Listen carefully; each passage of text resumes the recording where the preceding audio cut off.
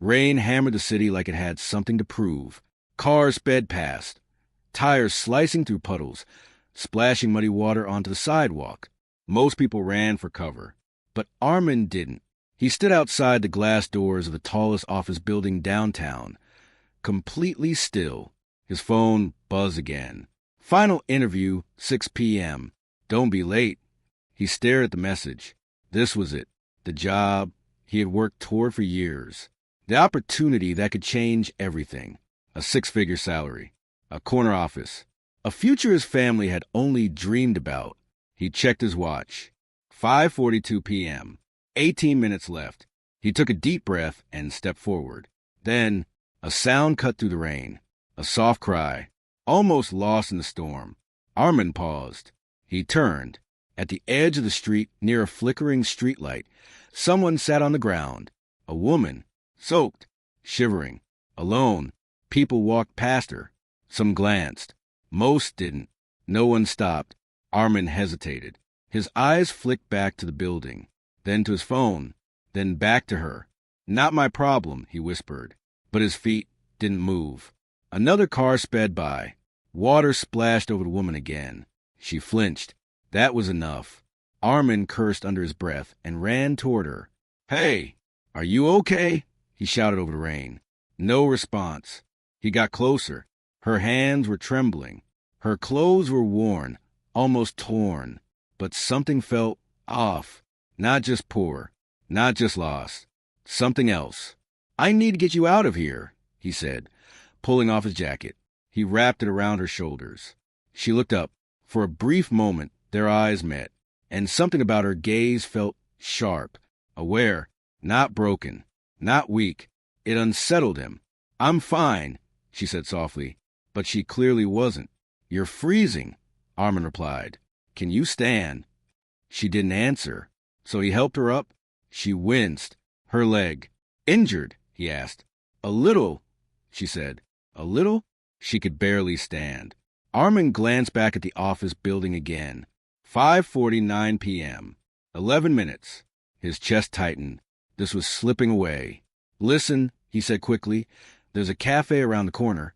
I'll take you there, get you warm, and then "You don't have time," she interrupted. He froze. "What?" "You're already late," she added calmly. Armin frowned. "How do you know that?" She didn't answer. Instead, she smiled faintly. "People always think they have time," she said, "until they don't." A strange chill ran through him, not from the rain. Something else. He shook it off. "Come on," he said firmly. "You're not staying here." He half carried her down the street. Each step cost him seconds. Each second felt like a piece of his future slipping away. They reached the cafe. Warm light spilled onto the wet pavement. He pushed the door open. A bell rang. Heads turned. People stared. A drenched man helping a stranger inside. Armin ignored them. He sat her down. "Stay here," he said. "I'll get something warm." He rushed to the counter. "Tea. Hot. Fast." The cashier nodded. Armin checked his phone again. 5:57 p.m. 3 minutes. Impossible. He closed his eyes. This was over. Years of effort. Gone. Because of one decision. Because of one stranger. "Your tea?" the cashier said. Armin grabbed it and rushed back. He placed it in front of her. "Drink slowly," he said. She wrapped her hands around the cup. Steam rose between them. For a moment, everything went quiet. Then she spoke. "You're angry." Armin let out a short laugh. "Yeah, a little." "At me?" He paused, then shook his head. "No." "At yourself?" That hit harder. He didn't respond. She watched him carefully. "You think you lost something important tonight," she said. "I didn't think," he replied. "I did." She tilted her head slightly. "Are you sure?" Armin frowned. What does that even mean? Instead of answering, she asked something unexpected. What was the job? "Finance firm," he said. "Top tier. Almost impossible to get into." "And you were ready?" "I've been ready for years." She nodded slowly, then asked, "And if you got it, what would change?" Armin opened his mouth, then stopped. He had answers. Of course he did. Money. status, stability. But suddenly, none of them felt complete. I don't know, he admitted quietly. She smiled again, but this time there was something knowing in it, something deeper. Interesting, she said. Armin checked his phone one last time. 6:04 p.m. Missed. Completely missed. He exhaled slowly. Well, he said, forcing a shrug. That's done. Silence settled between them. Then, thank you, she said softly. He nodded. It's fine. No, she said. It's not. He looked at her. Something about her tone had changed. Stronger, clearer, almost authoritative. You gave up something valuable tonight, she continued.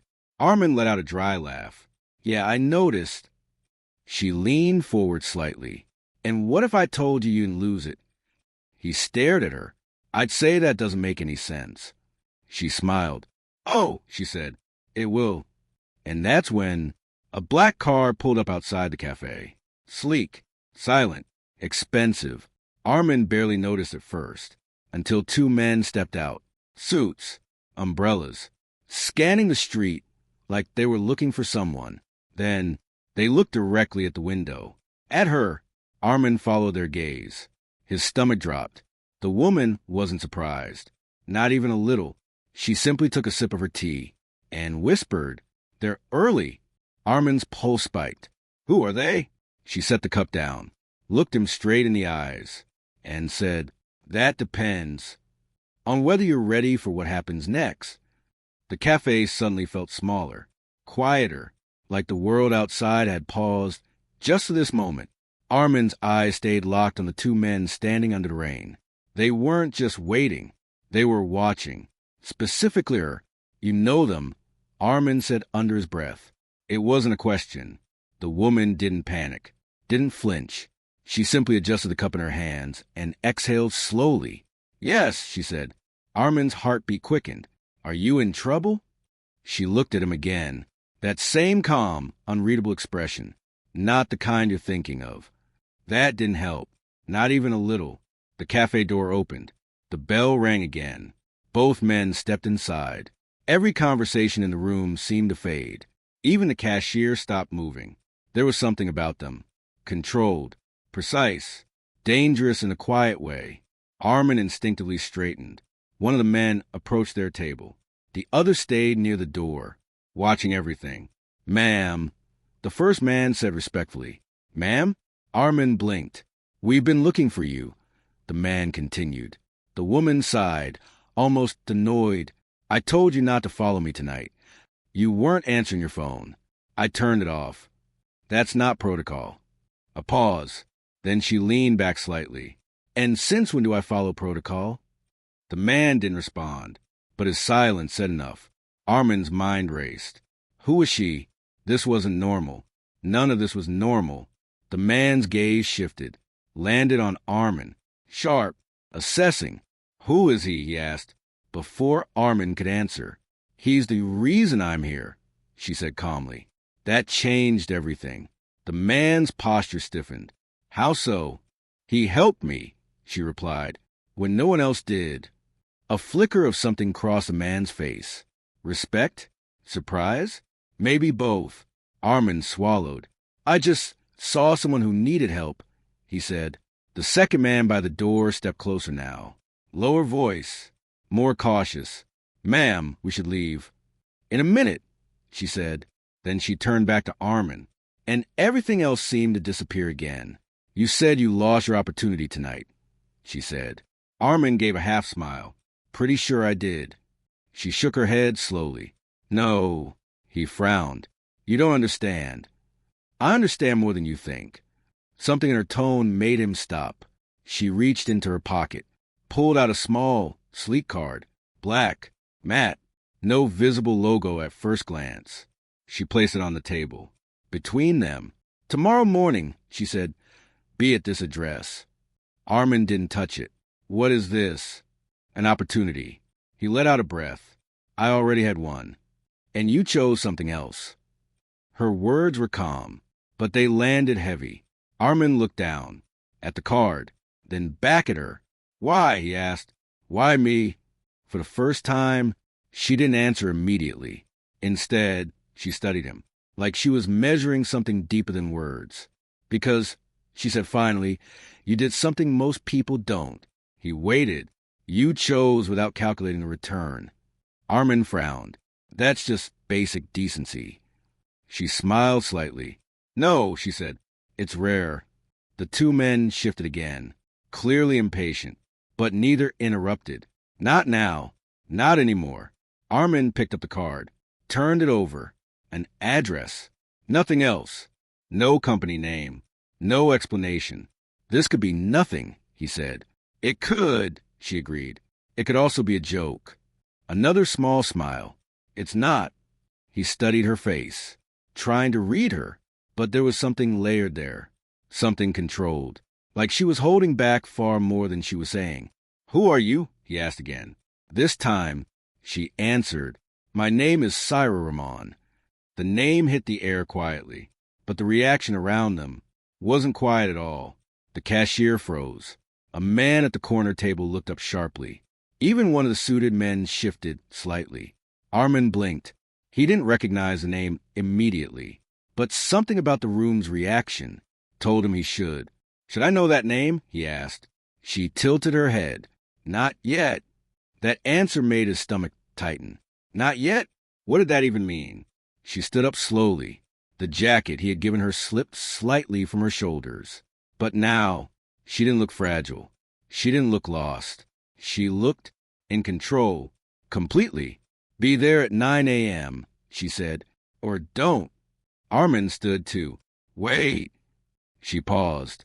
If I come, he said, what happens? She looked at him one last time, and this time there was no softness in her expression, only certainty. Then you find out what you were really meant for. Silence. Then she turned. The two men immediately moved with her. The cafe door opened again. Rain still falling. The black car waiting. Armin stood frozen, watching. As she stepped outside, one of the men held an umbrella over her. The other opened the car door. She got in, without looking back. The door closed. The car pulled away. And just like that, she was gone. The cafe noise slowly returned, like someone had pressed play on the world again. Armin looked down at the card in his hand. It felt heavier now, not physically, but somehow more real, more important. What just happened? He whispered. The cashier walked over slowly. You don't know who that was? He asked. Armin shook his head. The cashier stared at him for a moment, then laughed in disbelief. Man, you really don't know. Know what? That was Syra Ramon. Yeah, she said that. No, the cashier said, leaning in slightly. That's the Syra Ramon. Armin's confusion deepened. Okay, and... The cashier lowered his voice. She owns half the city. Armin blinked. What? Tech finance, real estate, investments. You name it. That's not possible. It is. The cashier pointed toward the door. People like her don't sit in the rain, man. Armin looked back at the empty street, his mind spinning. But she was... Exactly, the cashier said. That's why this is weird. Armin looked at the card again, then back at the door, then back at the card. His heart started racing again, not from panic, from something else. Possibility. That night, he didn't sleep, not even for a minute. He lay in bed staring at the ceiling, replaying everything. The rain, her eyes, her words. You chose without calculating the return. What you were really meant for. It didn't make sense, but it didn't feel random either. At 3:12 a.m., he sat up, grabbed the card, looked at the address again. Still no company name.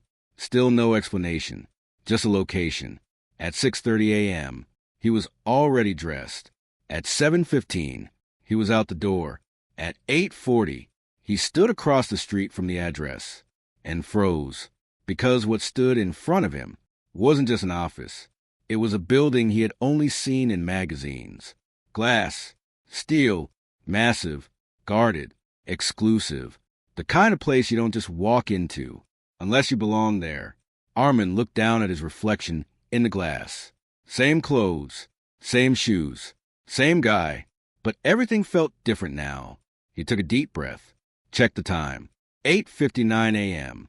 1 minute. His pulse thundered in his ears. "This is crazy," he muttered.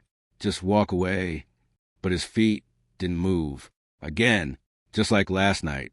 9 a.m. The doors opened automatically, as if they were expecting him. Armin stared. Then slowly, he stepped inside. The air inside the building felt different. Cool, silent, precise. Every step Armin took echoed faintly against polished marble floors. This wasn't just wealth. This was power. The kind that didn't need to announce itself. It simply existed, and everything else adjusted around it. He hesitated near the entrance. A massive reception desk stood ahead. Behind it, a woman in a sharp suit looked up. Her expression shifted the moment she saw him. Not confusion. Recognition. "Mr. Armin?" she said. He blinked. "Yeah, that's me." "Welcome. We've been expecting you." Of course they had. That didn't make it feel any less surreal. She gestured toward a private elevator. "Please go to the top floor." "Top floor?" Armin swallowed. "Right, okay." He walked toward the elevator. Each step felt heavier than the last. Not from fear. From realization. Whatever this was, it was bigger than he had imagined. The elevator doors opened smoothly. He stepped inside. Pressed the only available button. The top. As the doors closed, his reflection stared back at him again. Same face. Same life. But standing on the edge of something completely unknown. The elevator began to rise. Fast. Too fast. His ears popped slightly. His heartbeat matched the speed. "Just an opportunity," he muttered. "Just see what it is." But deep down, he knew it wasn't just anything. The doors opened, and everything changed. The top floor wasn't crowded. No cubicles. No noise. Just space. Wide. Open. Minimal. And at the far end, a wall of glass overlooking the entire city. Standing in front of it was her, Syra Ramon.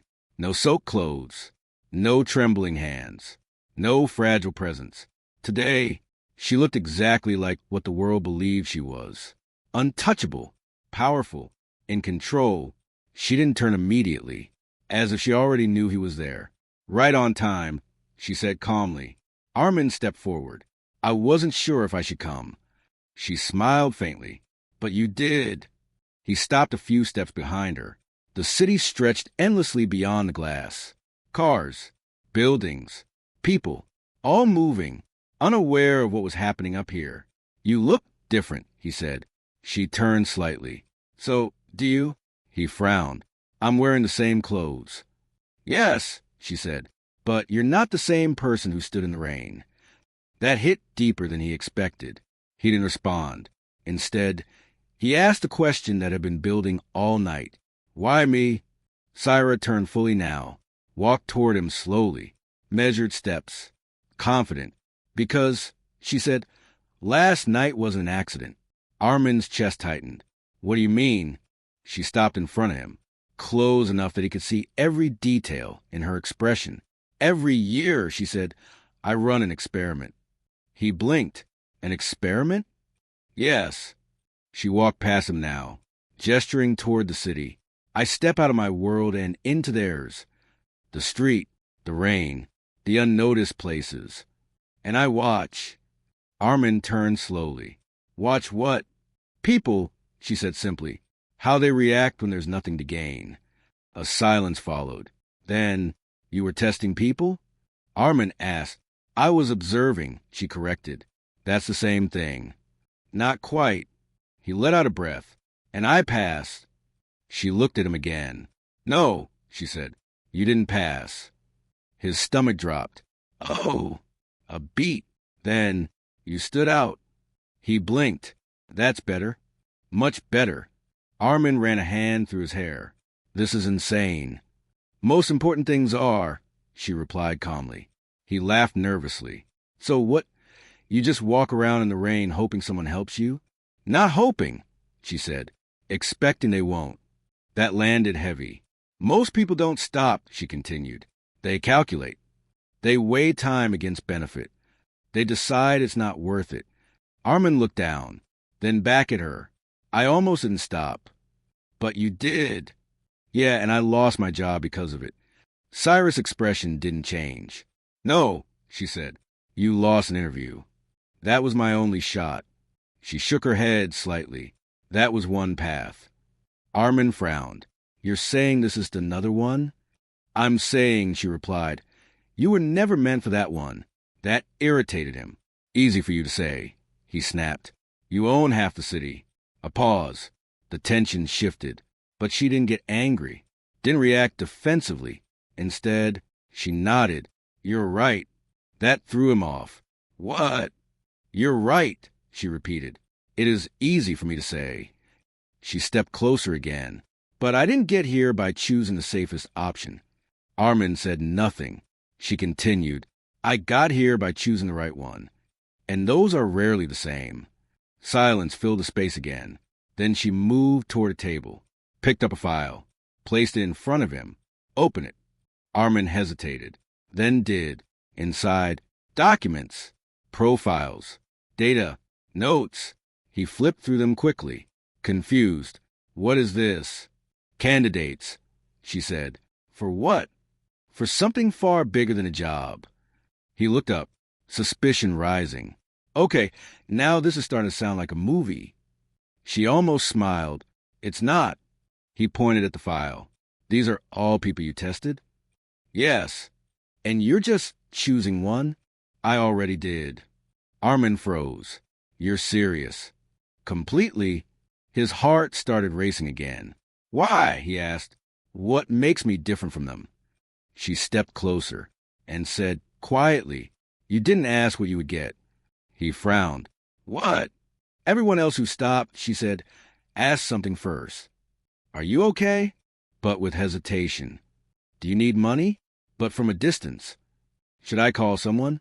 Without stepping closer. She held his gaze. You didn't ask. You acted. Armin felt something shift inside him. Something he couldn't explain. I just reacted, he said. Exactly. Another silence. Then, what happens now, he asked.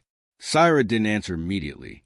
Instead, she walked back toward the glass wall, looked out over the city again, and said, Now, I offer you something that will change your life. Armin's chest tightened. What kind of something?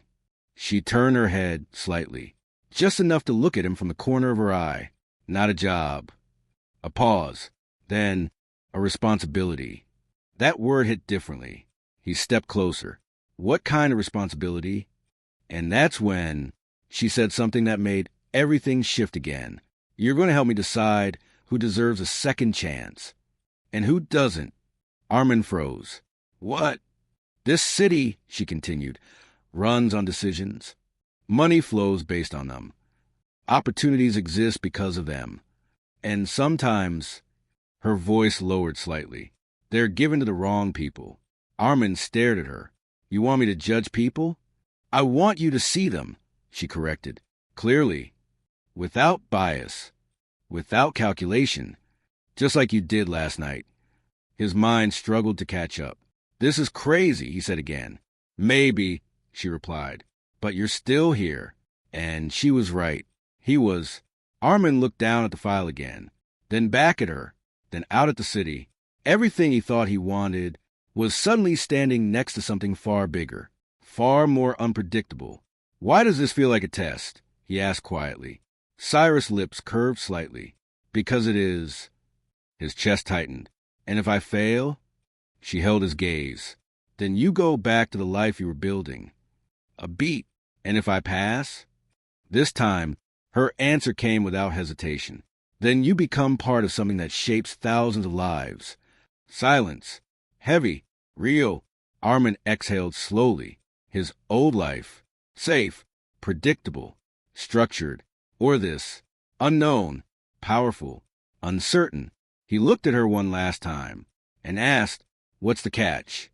For the first time since he arrived, Cyrus' expression shifted, not into a smile, not into seriousness, into something deeper, something almost warning. The catch, she said quietly, is that once you start seeing people clearly, You can't go back to seeing the world the same way again. Armin didn't answer immediately. The weight of her words still lingered in the air. You can't go back to seeing the world the same way again. It wasn't a warning. It was a fact. He looked down at the file, in his hands again, then back at Syra. So what do I do first? He asked. No hesitation now. No jokes. No disbelief. Just acceptance. Syra watched him for a moment, as if confirming something silently. Then she nodded. Good, she said. That's the right question. She walked past him again, this time toward a large digital screen mounted on the wall. With a simple gesture, it lit up. Profiles appeared. Names, faces, histories, numbers. So this is it? Armin asked quietly. This is where you decide people's futures. Syra shook her head. No. She turned slightly. This is where you learn how to see. The screen shifted. One profile expanded. A man in his early 40s. Clean cut, confident smile. His name is Fahad Karim, Syra said. Armin stepped closer. What's a story? Self-made businessman, she replied. Started with nothing.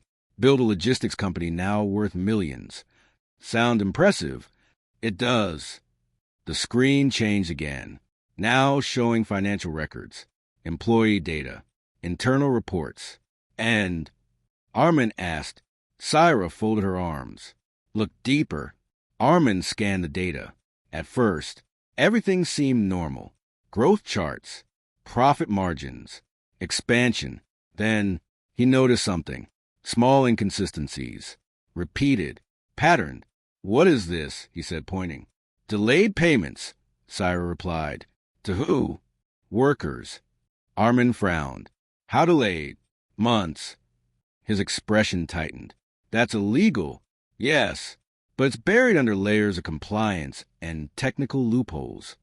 Armin looked back at the profile picture. The confident smile now felt different. So he built his success by squeezing people under him. Partially, Syra said. Partially, he also created thousands of jobs. That stopped him. He provides livelihoods, she continued. Entire families depend on his company. Armin exhaled slowly. So what's the decision? Syra looked at him. You tell me. Armin blinked. Right now? Yes. That's not enough information. Syra didn't react. That's the point. He stepped back slightly, frustration rising. You're asking me to judge someone's entire life based on incomplete data? I'm asking you to decide what matters more. Silence. Heavy. Complicated. Armin looked back at the screen. Then at Syra. This isn't a decision, he said. It's a trap. A pause. Then Syra smiled faintly. Exactly. That made his stomach tighten. What? She stepped closer. This is your first lesson. Armin's voice sharpened. You didn't say anything about lessons. I need to. He shook his head. This is wrong. Is it? Yes, he said firmly. You're putting me in a position to judge someone without context. You have context. Not enough. There's never enough. That hit harder than expected. Armin fell silent, his mind racing. There was no perfect answer here. No clear right or wrong. Just consequences. So, what happens if I say he deserves another chance? Armin asked. Syra answered calmly. He gets access to more capital, expansion opportunities, influence. And if I say he doesn't, those opportunities go to someone else. Armin stared at her. And the workers? They remain where they are, or they lose their jobs if the company collapses. A sharp tension filled his chest. So either I support someone who exploits people, or risk hurting those same people by removing him. Syra nodded. Now you understand. Armin ran his hands over his face. This is a decision. It's damage control. Welcome to reality, she said quietly. Minutes passed. No one spoke. Armin stared at the screen, at the smiling face of Fahad Karim, at the numbers, at the consequences. He remembered the rain, the woman sitting on the street, invisible, ignored. Then he made a choice. He doesn't get the opportunity, Armin said. Syra didn't react. Explain. Armin stepped closer to the screen. He built something, yes, he said, but he built it by normalizing harm. Syra watched him carefully. If you reward that, he continued, you're telling every other person that results matter more than how you get them. A pause. And that spreads. Silence. Then, what about the workers? Syra asked. Armin didn't hesitate this time. You redirect the opportunity. To who? To someone who can build without exploiting people. And if they fail? They might, he admitted. But at least you're not reinforcing something broken. Syra held his gaze. Longer this time. Deeper. Then she turned off the screen. The room fell quiet again. Interesting, she said softly. Armin exhaled. That didn't feel like a win. It wasn't supposed to. He looked at her. So what now? She didn't answer immediately. Instead, she walked back to the glass wall, looked out at the city again, then said something unexpected. You made the same decision I did. Armin blinked. What? A year ago, she added. That caught him off guard. So this already happened? Yes. Then why test me? Syra turned slowly, and this time there was no distance in her expression, no authority, just truth, because I wanted to know if I was right. Armin frowned. What do you mean? Her voice softened. For the first time in years, I questioned one of my own decisions. That shifted everything. You, he said, you don't seem like someone who doubts herself. I don't, she replied. Usually. A pause. Then, this one stayed with me. Armin looked at her differently now, not just as someone powerful, but as someone human. So this isn't just about me, he said. No, she admitted. It never was. Silence. Then, there's something else you should know, she added. Armin's chest tightened. What? Syra hesitated, just for a second, but it was enough to feel it. Something heavier was coming. Last night, she said, the room felt still, not quiet, not empty, just heavy with something unspoken. Armin stood there, trying to process what he had just heard. You never got to thank them? He repeated. Syra shook her head slowly. No. A pause. They disappeared from my life as suddenly as they appeared. Armin's chest tightened. Do you remember them? Her gaze drifted toward the city again. Not clearly, she said. That night was chaotic, cold, overwhelming. She took a slow breath. But I remember one thing.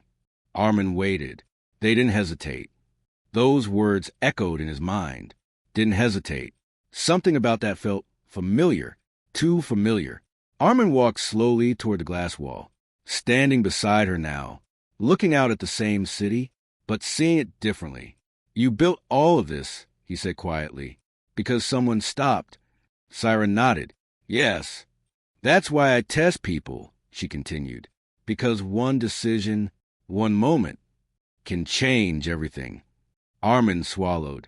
And you've been trying to find them ever since? A small pause. Then, yes. Her voice softened, not just to thank them, but to understand them. Silence. Then Armin asked something almost instinctively. What would you say to them if you found them? That made her smile faintly, not the controlled smile from before. A real one. I don't know, she admitted. Maybe nothing. Armin frowned. What? Some things, she said, are too big for words. Another silence. But this time, it felt different, closer, more personal. Armin's thoughts started racing again. Pieces, moments, memories. Something was forming, something he hadn't considered before. You said it happened years ago, he said slowly. Yes. How many? 7. 7. Armin's breath caught slightly. 7 years ago. Rain. A stranger. A moment that changed someone's life. His mind went back, not to last night, but further, much further, to a night he had almost forgotten. Wait, Armin said suddenly. Syra turned. What? He stepped back slightly, thinking, trying to piece it together. 7 years ago, was it winter? Her eyes narrowed slightly. Yes. And it was raining? Yes. And you were near. He stopped, His heart started pounding. No, that couldn't be right. That's impossible, he muttered. What is? She asked. Armin looked at her, really looked at her, not as the powerful woman in front of him, but as someone from a memory. You said you don't remember their face clearly, he said. I don't. But you remember how they acted. Yes. Armin's voice dropped. Did they give you their jacket? Syra froze, just for a second, but it was enough. How do you know that? She asked quietly. Armin didn't answer immediately. His mind was already racing ahead. Did they argue with you when you said you're fine? A longer pause this time. Yes. Did they leave before you could even properly thank them? Syra's expression changed. Completely. Armin, she said slowly. But he kept going, because now he knew. Did they say something like, he continued, you're not staying here. Not tonight. Silence. Absolute silence. Syra's eyes locked onto his, and for the first time since he met her, she looked shaken. How do you know that? She whispered. Armin exhaled slowly, because now there was no doubt, no confusion, no coincidence. I didn't just meet you last night, he said quietly. The air shifted. Everything shifted. What? She breathed. Armin held her gaze. 7 years ago, he said, I was walking home from a late shift. It was raining. Cold. I saw someone sitting near the street. His voice softened. They looked exactly like you did last night. Syra didn't move, didn't blink. I didn't think much of it, he continued. I just helped. I gave them my jacket, took them somewhere warm. And then I left. A pause, because this part mattered. I didn't even think about it again. Silence filled the room, but this time it wasn't heavy. It was electric. Syra's voice came out barely above a whisper. That was you? Armin nodded. Yes. For a moment, neither of them moved. Neither of them spoke. 7 years. 2 moments. 1 decision. Connected. Syra took a step closer. Then another, as if she needed to be sure he was real. You're saying, she began, that you were the one who stopped? Yes. And last night, you stopped again. A breath caught in her throat. That's not possible, she said softly. It is, Armin replied. You just didn't recognize me. Her eyes searched his face, every detail, as if trying to rebuild a memory. I remembered the feeling, she said, the way you acted. But I never thought. She stopped, because the truth was already there, standing right in front of her. A slow realization settled between them. Not loud, not dramatic, just undeniable. You weren't testing me, Armin said quietly. Syra shook her head. No, I was finding you. That hit deeper than anything else. Armin let out a soft breath. So what happens now? Syra didn't answer immediately, because for the first time, this wasn't about power, or decisions, or control. This was something else, something real. You changed my life, she said finally. Armin shook his head. I didn't do anything special. You did, she insisted. You chose to act twice. Silence. Then she smiled. Genuine, warm, different from every expression before. Which means, she said, this was never about giving you an opportunity. Armin frowned slightly. Then what was it? She held his gaze. It was about returning one. That landed. Deep. Armin looked out at the city again. But now, it didn't feel distant or unreachable. It felt connected. Every person, every moment, every decision, all tied together in ways no one sees. Until they do. So, Syra said softly, what do you choose now? Armin smiled slightly. For the first time, not uncertain, not overwhelmed, just clear. I choose to stay, he said. Not for the power, not for the position, but because now I understand what this really is. Syra tilted her head. And what is that? Armin looked at her, then back at the city. It's not about changing the world, he said. It's about not ignoring the moment when you can. Syra nodded, slowly, as if that answer mattered more than anything else. Good, she said, because that's exactly where it starts. The camera slowly pulls back. Two figures standing at the top of the city, not as strangers anymore, not as opposites, but as two people connected by one simple truth. A single decision can echo across years, across lives, across everything. Slowly, when you found me in the rain, that wasn't the first time I'd been there. Armin frowned. What do you mean? Her eyes met his, and for the first time, there was something in them that wasn't controlled, wasn't calculated, something personal. I wasn't just observing people, she said. A pause. Then, I was remembering something. Armin's heartbeat slowed. What? And that's when she said the one thing that changed everything again. I used to be that person. Silence crashed into the room. What? Armin whispered. Syra looked away briefly, then back at him. Years ago, I sat in the rain just like that. Cold, invisible, ignored. Armin stared at her, trying to process it. That doesn't make sense, he said. It doesn't have to. But you're powerful? She finished. He nodded. Yes. She took a slow breath. I wasn't always. A pause. Then, one person stopped, she said quietly. Armin didn't move, didn't speak. That person changed everything for me. The weight of those words settled deep. So this whole thing, he said slowly, is because of that moment? Syra nodded. Yes. Another silence. Then, do you know who they were? Armin asked. A flicker of something crossed her face. Not sadness, not regret, something more complicated. Yes, she said. And no. Armin frowned. What does that mean? She looked at him and said, It means I never got the chance to thank them.